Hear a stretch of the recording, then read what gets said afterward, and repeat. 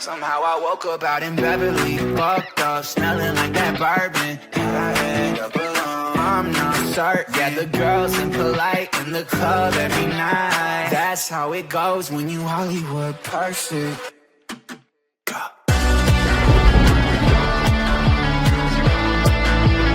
Hollywood perfect.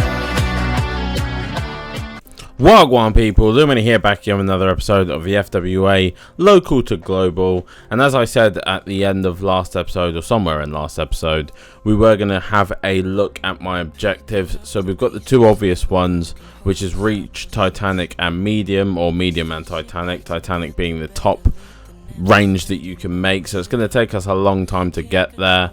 I want to hold a US and European show once we expand our popularity. Obviously, I'd like to branch out with some shows in different areas. I also really want to join the Forbidden Door Alliance. Now, if you don't know what that is, that's the alliance between New Japan, AEW, there's Revolution Pro in there as well, Stardom. I really want to join that. It's just something that I like and I think it's cool. And then the rest is all signing, so I want to bring back big UK talent. Tyler Bate, Pete Dunne, some examples, Mariah May, Jamie Hayter, Pac as well, Callum Newman from New Japan, Robbie X, Michael Oku are pretty big on the UK scene. So we still have potentially more space where we could add more if we complete some of these, but these will be our base objectives that we go for going into the long haul with this series, really going into trying to make this global. Obviously we're at the minute at insignificant, so we've got a long way to go before we even get anywhere near medium, so it's going to be a long haul one for sure. I just wanted to give a little recap here of obviously the structure of how we're doing things. I couldn't remember if I put it in last episode, but I'm pretty sure I did. Obviously New Dawn now will become our Raw after WrestleMania show. Ascension will be our monthly show, with 13th Hour being our season finale. I still haven't decided if I'm just going to do that as a long show or whether I'm going to do it over a couple of days. I think early on, obviously, it probably would be a little bit more pointless of us to do it over a couple of days because we won't have as much popularity and stuff. So it'll be something that we keep an eye on and probably evaluate as time is going on. But yeah, those will obviously be the three events. I've showed you that. We may even have in there some special tournament events as well. We're just tracking the prestige here because I think it was 65 when we first made the title. It's now dropped down to 64 with Kenny Williams being our champion. I think prestige kind of naturally drops. We're going to try our best, obviously, to try and keep it up there because we want to have prestigious titles, but we're a new company as well. And then here we were moving on to trying to fill out our road agents and our booking team again, because we didn't really have as many as I think you probably need to make it work. So I was taking a look here at a couple road agents. I also want to see if we could find someone who was kind of multifaceted, so that if we could find someone who could be a booker, maybe someone who can work on commentary. Obviously we got Madman Mason, I think, in the last episode. I'd like another kind of one of those signings if we could get one, but I'm not sure at the minute if there is one. I'm going to be switching to live com for the next couple of episodes just to see how that changes things. I think sometimes it's kind of difficult to remember exactly what it is that I was going through or what I was thinking at the time, so I think I'm going to try a couple of live coms and see how it goes, see if it flows better or not. We were looking at Ricky Knight here, obviously a big legend in the UK scene, but unfortunately what I was finding with a lot of the UK guys is they just had really, really bad personality traits. I don't know if that maybe says more about the older guys that were in the scene at the time, but yeah, they definitely weren't helping me out whatsoever. So we did decide to switch from just based in the British Isles because I wasn't finding any results really, to switching to worldwide, and we would just pay travel to get guys in. I think it's probably like max 200-300 to fly people in from Mexico, America, Japan. And I did start to find some interesting ones here. El Desperado, who obviously is a legend in kind of the junior divisions in Japan. Only 90 a show for El Desperado. And obviously he's still an active wrestler as well, so he could definitely be an interesting one for us. Taking a look through everybody else here, and then stumbled across Tajiri, who obviously is an ex-WWE legend, has very good attributes and mental stuff, won't bring any kind of issues to the backstage, great babyface, and can actually still work matches as well, which is another interesting one. I don't know if he necessarily will work matches, but it was something I was looking at. We had another one here. I don't want to fuck this up. Tasuka, I'm not going to try and say the last name. Fujimoto, I think it is. Tasuka Fujimoto is what I'm going to go for. She looked decent, but she did have loyal, so I didn't know necessarily if she would want to sign for us.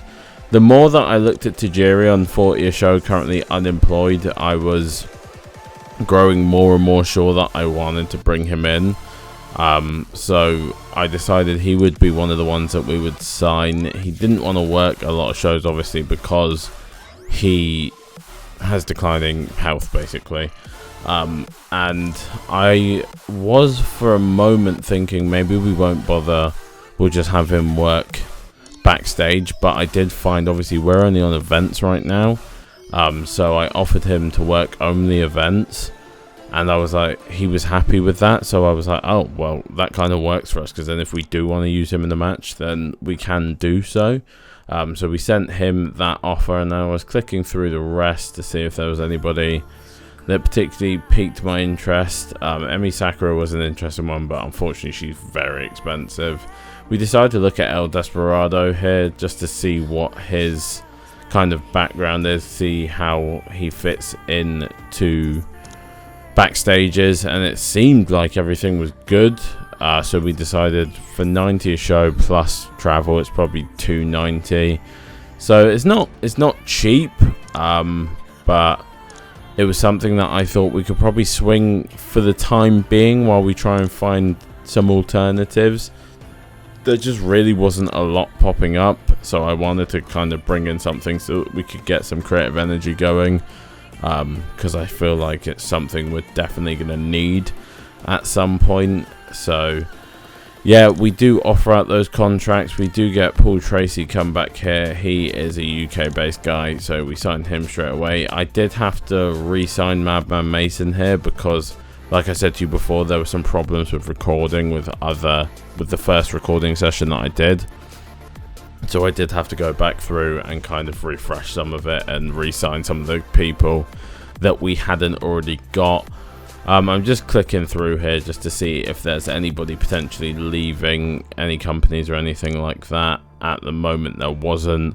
And I was just checking our backstage because obviously we did have that Cabre fight and I didn't know how much that would affect us, but I did see Toanga brought in a puppy to our last show, which was pretty cool, nice, and made everybody happy. But here you will see we do confirm the signings of Tajiri and El Desperado for our booking team and potentially for future matches. Not something I'm necessarily planning on doing, obviously they're quite expensive, but for our booking team for the time being could be helpful to help us just generate some creative energy so that we can go forward with that. So that's a nice little addition to the booking team. Obviously at the moment it's only me and David Rain. I'm kind of having a bit of a back and forth with Dave Rain right now. I'm not 100% certain on whether I just keep him in the booking team or not, but you can see Tajiri has 63 booking skill. I think El Desperado had over 60 as well, so it was looking like we could potentially have 181 generated creative energy. It's like 40 to run a show, so that still leaves us 140-ish creative energy, which is going to be huge even just for a couple of shows. That'd be absolutely massive for us. So I did want to assign them here just to make sure that if we do want to use them that they are already assigned in divisions. It's just a little thing that I like to do. It doesn't really mean anything, but I like to keep everything with the guys in the divisions that I'm signing them to. I think it just makes it neater, basically. But yeah, it doesn't really have any big impact or anything.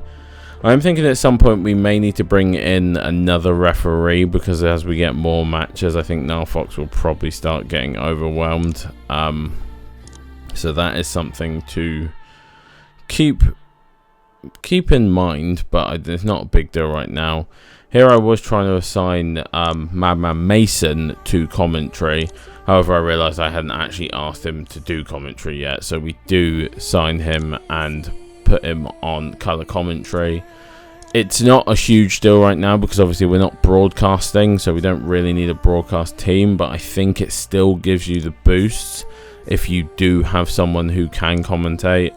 Generally you want a play-by-play and the colour commentator, but with 72 colour I think it's better than probably nothing, so that's what we're going to go ahead and do. I did here, out of curiosity, just wanted to check where we were in terms of battles. We were obviously originally last, but we're actually not last anymore. We're now on 19, so we're up there with Marigold, but obviously we're still a hell of a far way off of being anywhere near those battles. 51st ranked in the world, so we're pretty much last in the world overall. We do have 25 days before the next Ascension. I couldn't remember if we rearranged it and brought it closer. I did change them at one point to put all of them on like the beginning of each month, but yeah, I can't remember basically. Toanga had come to us with a creative idea. I think it was a character idea, so she's got okay momentum at the minute, but I thought we would deploy this, and then I read it and saw it was extremely risky, and I was like, well, considering you've already got war momentum, I don't necessarily think that's a good idea. So yeah, we did end up not doing that and not using that creative idea, because I think it would have been way too risky at that point to have deployed that. But really what I want to do next is I'm looking to kind of fill out our women's division a little bit more. I think at the moment we've got a pretty decent cruiserweight division. I think the world heavyweight division needs the undisputed British heavyweight division probably needs a bit of work. El Desperado looks incredible. I was just taking a look at all this stuff here, and like his popularity is insane worldwide. He's obviously got insane stats, but this is where I suddenly started to realize, oh, how much is it for us to pay travel for them, because it doesn't actually have like an official breakdown for you to see. So I didn't know whether we would be paying stupid amounts of money. I did some googling and I saw some stuff saying that it might be 800, but the handbook says it's 200 for each game zone, I think. So I'm not 100% sure. We're either paying 200 or 800. Either way, it's a lot of money for the point where we currently are.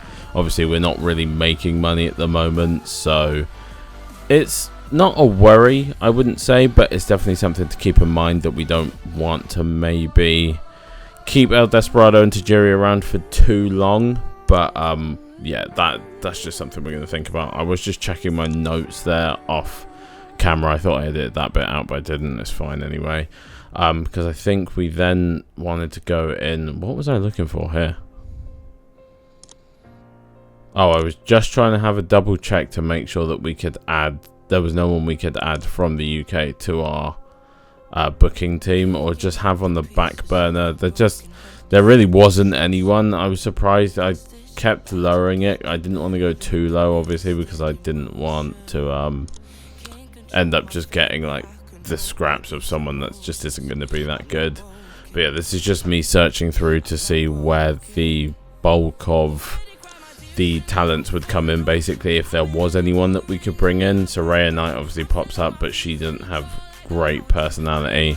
Trent Seven's there, but he's expensive and again has a prickly personality. So it's a little bit of a weird one, to be honest. I thought there would probably be more bookers around, but there just really isn't anyone. So I think at that point I was like, well, we'll just stick with what we have. I think in my head I was obviously going, well, if we're paying 800, we can't keep our Despy and Tajiri here. It's just not feasible.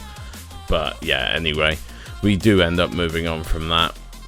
I do have another look worldwide to see if there's anyone in. We have Bret Hart pop up there, but that just wasn't a feasible one either. I was also tempted by Chris Hero, but I wasn't 100% sure whether he would be interested in coming to us currently, and he'd probably be a little bit out of our price range. Eddie Dennis was an interesting one because he's still an active wrestler, but his stats weren't incredible, and his personality type, he was bad. He had bad marketability, which I wasn't 100% sure if that would necessarily affect us. I did really like the look of Madison Eagles, but then I saw she was based in Australia, and I was like, that probably, because I wasn't sure how the finances worked when it came to travel, I was then a little bit like, this is basically me panic searching because I wasn't 100% sure how much I was paying. I'm still not 100% sure, but I'm kind of like, I've got a better all-round idea of what it could be. I need to properly go into the finances and actually have a proper breakdown. Here we do find a regen as well. It's one of the first regens that we've seen. It's quite early for a regen to pop up, so I was quite surprised he was there. But Yonosuke Genda, 23-year-old Japanese wrestler, does have some very good stats. He got 94 resilience, which I found really interesting. However, his actual wrestling stats weren't great. So I think I shortlisted him, but I was like, yeah, he probably won't be ready for a long time yet because his wrestling wise isn't great. I just decided to have a little look here to see how we were based in the entire world. Obviously we're 51st, so we're last. So nothing impressive from us at the moment. We then would move on to our first Ascension show. And this one I was kind of having a look because I think our last show or show before, I hadn't realised that it had moved to Wales. So we only got about 30 people in. This one was in the Midlands. I don't even know if this one, I realised that it was moving around the UK. I just genuinely have never checked that before. Like I said, I'm relatively new to this game, so I don't know the ins and outs. Yeah, I don't think I even checked it there. So we end up booking this one in Birmingham. Then we get to the creative meeting, and I realise El Despy isn't even here. So we've brought him in, but he's actually not available for this show because he's working for New Japan. And then I also see that Tajiri has awful chemistry with Ashton, which is obviously our user character, which is not great for us. But we do at least manage to pick up a creative finish. We don't generate as much creative energy as I would have liked because, one, El Despy's not there, two, Tajiri has terrible chemistry with us. So yeah, that is going to be something that we're going to have to keep in mind. We then decide we will pull a rib on the locker room to try and boost morale. I don't think we had anyone on really bad morale, so I decided to go for Maverick Mayhew. Went down really well with the locker room, but Maverick Mayhew was upset by the rib, so overall didn't really work out too great, but it is what it is. And there's just a confirmation that El Despy was away with New Japan, so unfortunately we don't get the benefits of his creative energy in this one. However, we do have the show here, which will start with Laura Di Matteo against Toanga for the Women's Championship, and then something after that. Jackie Polo will go up against a mystery opponent. We then have a big challenge for the Cruiserweight Champion, Kenny Williams, before the main event, where we will see a champion crowned for the first time. I realise I've made a mistake there because we don't know if Jackie Polo is going to be in that match yet. But we'll wait and see what happens. I did have to add one more angle here that I hadn't added yet for the after that match. So we do move into the first match, which is the Women's Championship match, where Raven Creed would get involved in the match, attacking Toanga, so continuing their rivalry, and that would see Laura Di Matteo pick up the win and become the first FWA Women's Champion after the attack from Raven Creed. It wasn't a great match overall because Toanga only managed to pull out a 15 to Laura Di Matteo's 49, so maybe she wasn't the one to put in that championship match. However, I didn't know that at the time. Apparently it was a little bit too long as well, and Madman Mason didn't do great at putting the match together, which isn't great. And then obviously there you can see Raven continues her attack on Toanga to further their rivalry after the match. So yeah, gonna go off into a little offshoot between Raven Creed and Toanga, while Laura Di Matteo wins the first title. Next up, we would move on to the surprise match, which would be Jackie Polo up against a surprise opponent, see if he can make his way into the main event match for the Undisputed British Heavyweight Championship. Ashton would come out, the owner and general manager of FWA, to reveal Jackie Polo's opponent, which would be a pretty big name, pretty legendary name in the British wrestling scene, Rampage Brown. We do bring him in on a one-night deal. I did see him, I can't remember, did I see him in Local Workers, or I either saw him in Local Workers, or we did search up, which I did off camera obviously because I didn't want to ruin the surprise, which I might have already done, but never mind, I'll get better at this, I promise. But yeah, we do decide to bring in Rampage Brown for the match against Jackie Polo. The winner of this match would go into the main event to compete to become the first undisputed British heavyweight champion. So who would that be? We'll see in just 1 second here, as it is Jackie Polo who would come away with the win after winning by submission after blatantly cheating. All in all, it was actually a pretty decent match. Got 31 overall, 38 wrestling rating, only 19 fan rating. Rampage Brown would actually outperform Jackie Polo. However, he's too expensive. We can't keep him around. But Jackie Polo will move in to the championship match in the main event. Obviously, having already competed, going to be a little bit tired. Before we move into the Cruiserweight Open Challenge match from Kenny Williams, who just wanted to defend his belt against anybody in the back. See him here working the crowd, and it would be new signing and booker Tajiri to be the man to step up to face Kenny Williams in the Open Challenge match. I thought that would be an interesting dynamic. Obviously, it seemed pretty obvious once we brought Tajiri in that he would be the one to show up to face Kenny Williams in this one. Not a bad segment overall. 29, we did fall down a little bit in the middle, but that might be because I didn't necessarily structure the angle correctly. And the match is a 32 overall. Kenny Williams coming up with a 36. But you see here, Dave Rain is not doing well at putting matches together, which is a little bit of a concern because I'm going to have to look into that, because that's not the first time that happened. But we would move into the World Championship match, the now fatal four-way for that match, where Daz Black would get involved, distracting Amari. Amari would then celebrate, roll back into the ring, and it would be Jackie Polo to hit the Poloplex and get the 1, 2, 3 to become our first undisputed British heavyweight champion. Now you're probably wondering where the other two men in this match were. Well, they actually had a pretty personal battle throughout most of this match and ending up fighting all the way into the backstage area. So they weren't there for the pinfall, letting their personal, I don't know, hate for each other. I don't know if it can even be hate at the moment, but their personal issues at the moment take away a potential championship match from them. But yeah, it would be Jackie Polo that would walk away following the help from Daz Black. After 21 minutes, decent match overall. Krieger would get 35, Jackie Polo 37, Levi Mo behind with a 25, and Amari with a 35 as well. So not bad performances overall, pretty decent main event. I think that was a good way to sign off from the main event before we would see the scenes of Daz Black and Jackie Polo celebrating together. So clearly something going on between the two of them, which we had felt kind of in the waters at some point.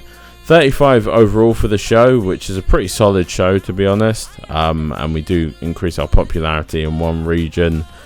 So yeah, not bad overall for our first Ascension. We do crown our other 2 champions. We would decide to point out Rampage Brown after a pretty decent performance from him against Jackie Polo, but like I said, I just can't afford to bring him back in. And then Amari as well, because Amari obviously took the losing fall.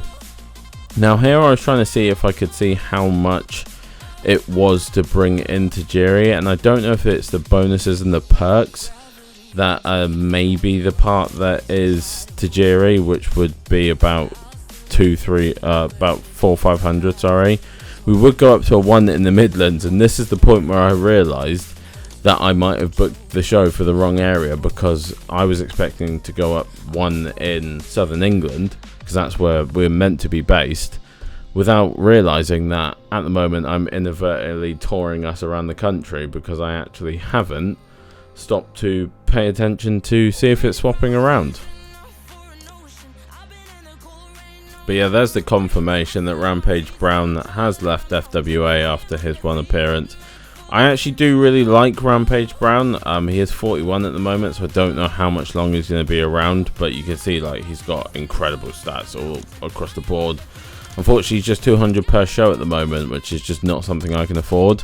However, he does have decent stats other places, so maybe he could come in as a road agent for us, considering that we don't know if we're going to be able to keep around Tajiri and El Despi. Obviously, El Despi hasn't even actually been in for us yet.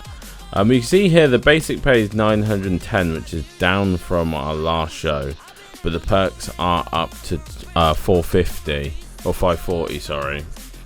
So yeah, I don't know, maybe it is there where the breakdown is. I need to do more research on that, like I said. But yeah, obviously we are losing money per show at the moment. That's not something we're really surprised about. We will hopefully, if I get this right, claw that back at some point.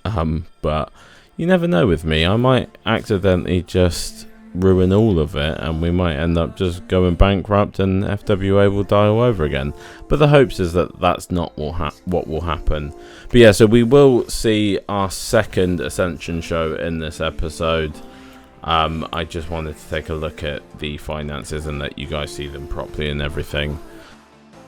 So after that, I would go and see if we could book our next Ascension in, and when would be the best time to put it in. Obviously you can see here El Despi's away for a lot of Saturdays in March, so I think we end up deciding to go up for the first Saturday of March, because there was basically just a point where everybody was free, it seemed. So I was like, oh, that seems to make the most sense. I don't necessarily know if we're going to keep with booking on weekends. If and when we get more talent in, we may change that around a little bit. And then here, I think, is this where I add Jackie Polo to?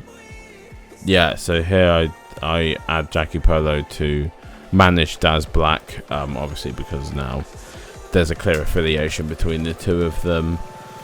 But yeah, we've got our 3 champions crowned. Obviously we still have the tag team championships, but like I said, they will be on the back burner until we kind of expand things a little bit more. We would then, as I discussed, move into looking into our women's division and expanding it a little bit more. I'm a little bit worried about the fact that Tawonga, sorry, has not performed great so far. So I'm a little bit anxious about her being in the title picture. I'm going to see how she does with the Raven Creed feud, and then we'll go from there as to her future with the company. But I think we need some other people to bring in. Obviously, we've got Chantel Jordan that's free at the moment. But besides from Chantel, we literally don't have anybody else that we can bring in. So I thought there probably would be a couple people that we might be able to pick up for cheap. I was looking here at Katie Harvey. She had decent powerhouse stats overall, so she was definitely would be an interesting matchup for Laura Di Matteo as well. Lana Austin was another one that I was interested by, but she's on 90, which is a little bit on the higher scale of what I would like to ideally pay. But she does have very good all-round stats. Lizzie Evo was another one, but then I saw the amount of companies that she was working for, and that scared me immediately. Millie McKenzie looks very good, and is definitely one that I'm going to bring in the future. However, at 120 at the moment, I don't think she is currently someone that I can bring in. Riho obviously is another big name I'd love to bring in, but Sapphire Reed we stumbled across here looked very interesting to me at only 20 years old as well. She's got good personality traits. She's a good babyface apparently. So I thought I'd ask her, what was it that I wanted to do? I wanted to bring her in originally to move closer, I think, but I think she was actually already based in, yeah, she's already based in Southern England, so I didn't need to do that in the end. But yeah, so in the end we do end up going for Sapphire Reed, just because I think she looks like she has the most upside out of most of the options that we have there. There's a couple of other ones, like I said, there's a lot of them that look good, but there's not someone.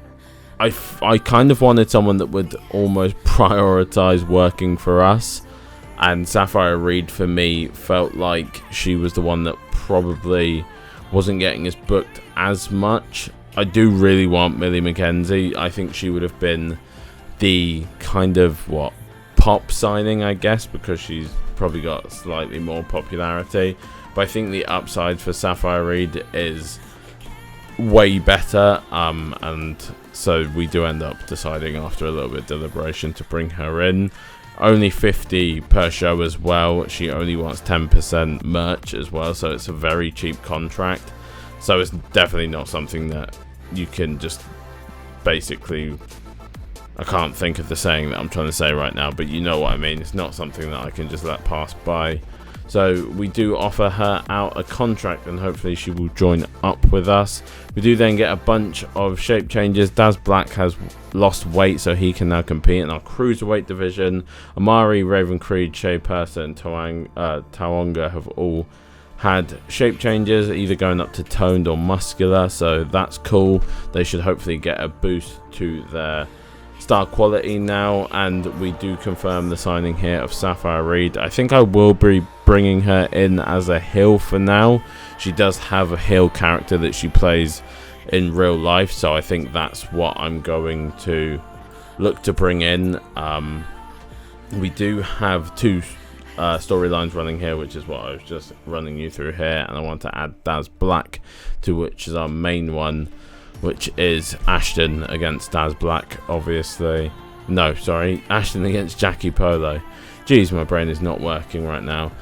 The beef angle between Raven Creed and Tawonga does have good heat at the moment, but like I said, I'm slightly concerned about the lack of performances we've been getting from Tawonga, so we're definitely going to be keeping an eye on that one, because I don't really want to be putting her in too many strong positions if she isn't going to. I then do just have another little look at the regional battles, purely out of curiosity, because there's not really anything for us to kind of have any hope for, but we actually do take a step up because we've got El Despi and Tajiri on board at the moment, so yeah, they give us a little bit of a star boost. We then change our ticket pricing a little bit so we can bring in a little bit more money before we get to our next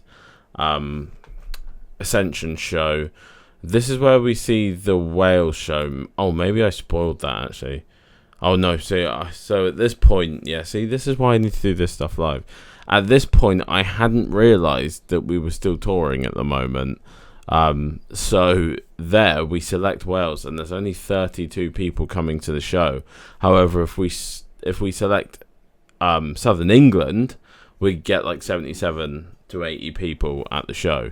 So yeah, I was really fucking up there. And then we get the heartbreaking news that both El Despi and Tajiri are basically not fit for our booking team, so we aren't generating anything whatsoever. You can see that we've generated 34 points, which isn't even enough to get anything.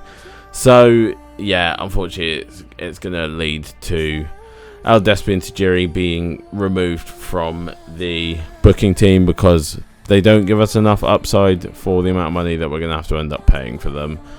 We skip the locker room meetings and address the locker room before we move on to booking the next show. So we start this one off with an angle between Raven Creed and Tawonga, following Raven Creed costing Tawonga the women's title, where a brawl breaks out between the two backstage. Aston Smith and Madman Mason would be the ones to break it up before a main event would be booked between the two women with a special stipulation.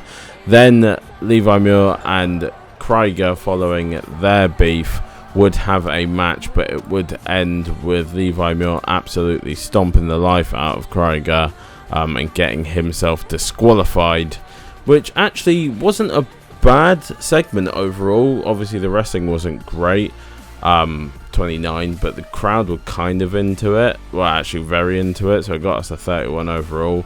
Only a 22 from Levi for his performance, but a 36 from Krieger. Chantel would then congratulate new champ Laura Di Matteo in the back before saying that she felt she was lucky because she thinks she would have been able to beat her. I'd say Gibbs not been in their triple threat, and in the background we can see interactions between Daz Black and Jackie Polo before Daz Black goes out to face Omari after Omari called for a match with him after him being cost the title by Daz Black, but Omari would manage to get a victory over Daz Black in this one, which was actually a pretty decent match. And then Kenny Williams would once again call for an open challenge following his enjoyment of his last match against Tajiri, his surprise opponent. So he would make his way down to the ring once again to offer out another title match to a surprise opponent, and we'll wait to see who it will be this time.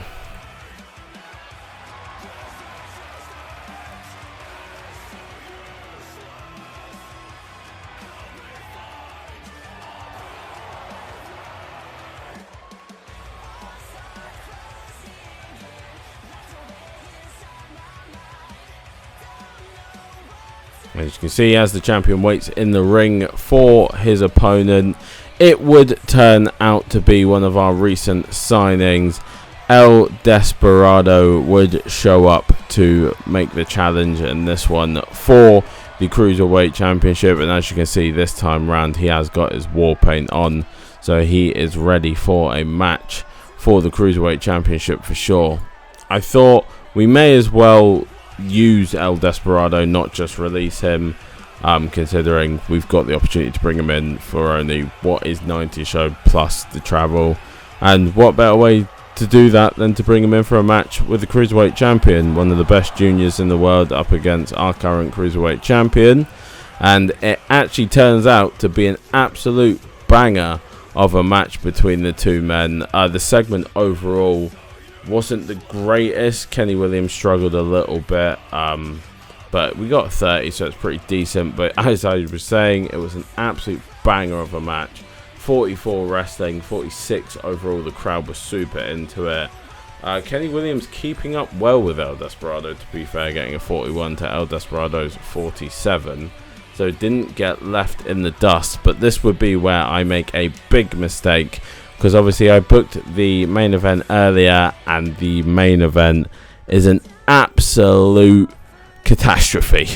So Tawonga gets a 12, so she definitely will not be getting put in any prominent spots for a while. Raven Creed gets a 23, but again, not great. The crowd weren't into it. Ends up getting a 16 to finish the show off, which brings our whole rating of our show down to 21.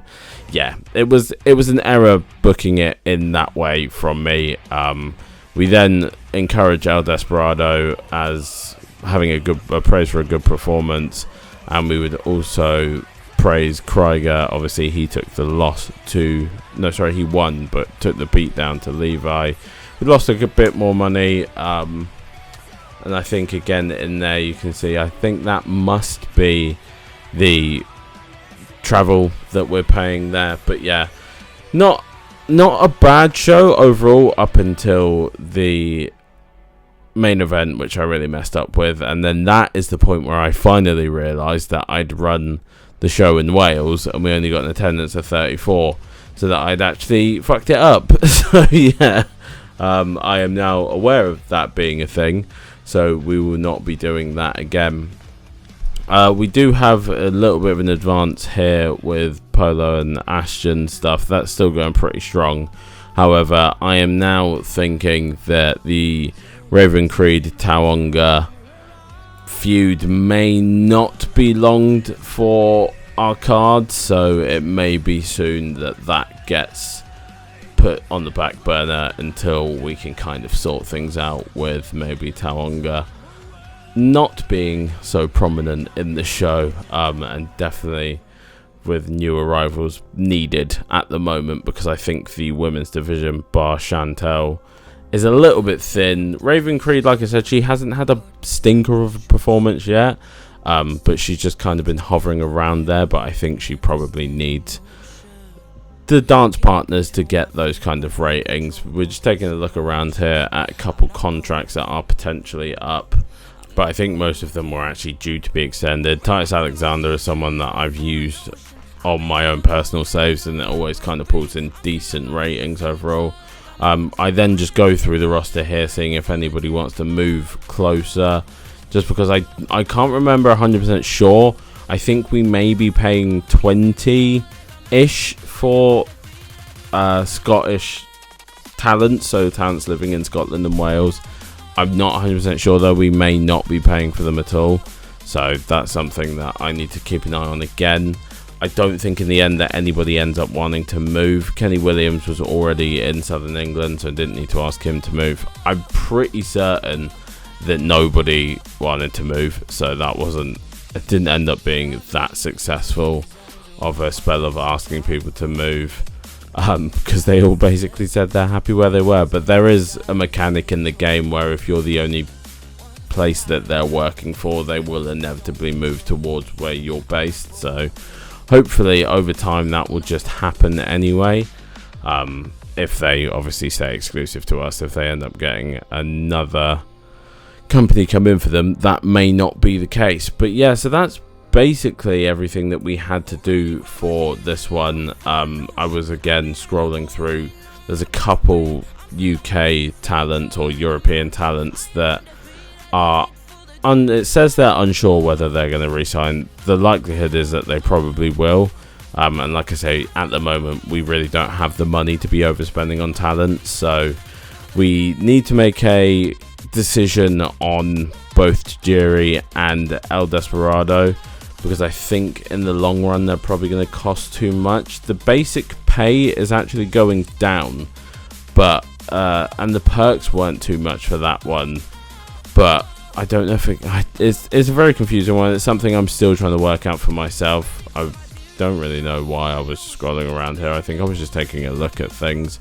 Oh no, sorry, I was trying to get to production here, because there is a potential fine if you're using unlicensed music, basically. So if you're using like normal songs, like copyrighted songs, you can get a potential fine for them. So I did decide that we would just upgrade that anyway, because I think it will probably save us money in the long run, because if we do get the fine, obviously that's going to end up costing us more money than if we just pay to have licensed music, basically.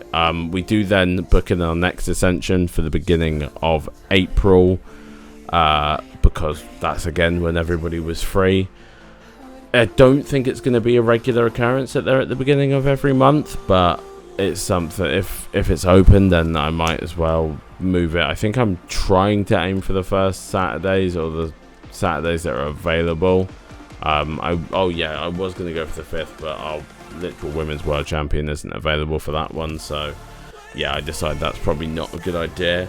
I think it's then here that I decide it's probably best, considering El Despi isn't available most of the time anyway, that we just release his contract. I think we were going to keep Tajiri in to see how much we were paying potentially just for one of them to be on, but that's something we're going to have to look at going forward. But yeah, that's basically it for this one. Nothing much else. We do take a little look at merchandise here, and I think maybe put the upgrade on. But yeah, that's it. Please subscribe, turn the notification bell, and I hope to see you in the next one. Peace.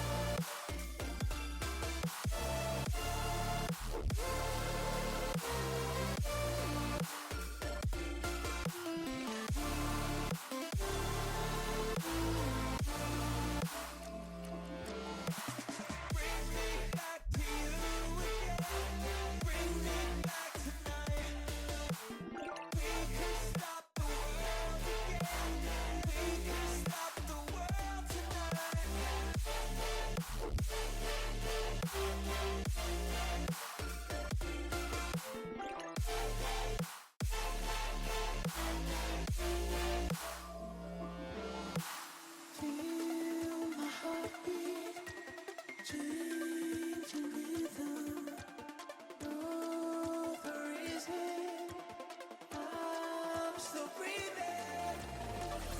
Wanna stay right here forever. It's only you and I.